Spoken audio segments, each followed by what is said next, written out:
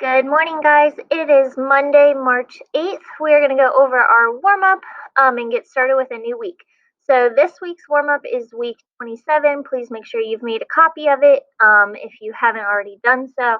And we are going to answer our question today. So, you have two questions to answer, and there's actually two parts to both questions. Okay, so you should have four answers typed in the box. So question one is, where does the first step of protein synthesis take place? And then what is that step called? Then the second question is, where does the second step of protein synthesis take place? And what is that step called? If you look back into week 26, I think on like Tuesday, we did a protein synthesis worksheet where you guys had to define some terms, and then we labeled that diagram of the process of protein synthesis. That worksheet will really help you out, or you can look back into section 4.4.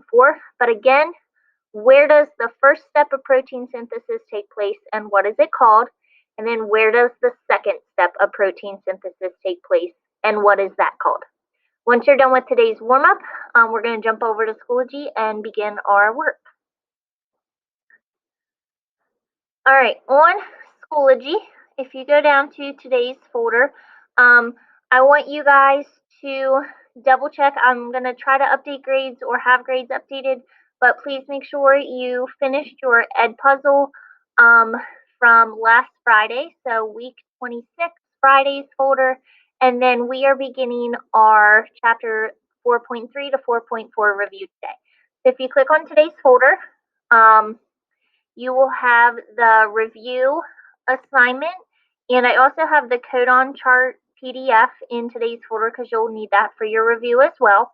But if you click on the review assignment, you will make a copy of the review document, and it looks like this.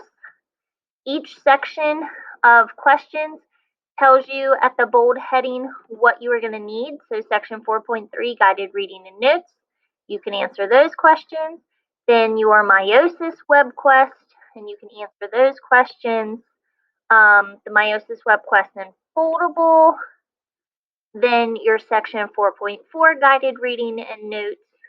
And then finally, the protein synthesis worksheet that I was talking about, and our DNA and mutations web quest. You also have some protein synthesis practice questions here at the bottom, 41, 42, and 43. So with this, that protein synthesis practice, you're taking the strand of DNA that is provided and you're transcribing it into mRNA. Remember that as an example, the T turns into an A turns into a U, C is a G, and G is C, all the way down through there. And then once you have that, you're going to use that codon chart to transcribe that mRNA message into what the amino acid is. So we had some worksheet practice for this as well.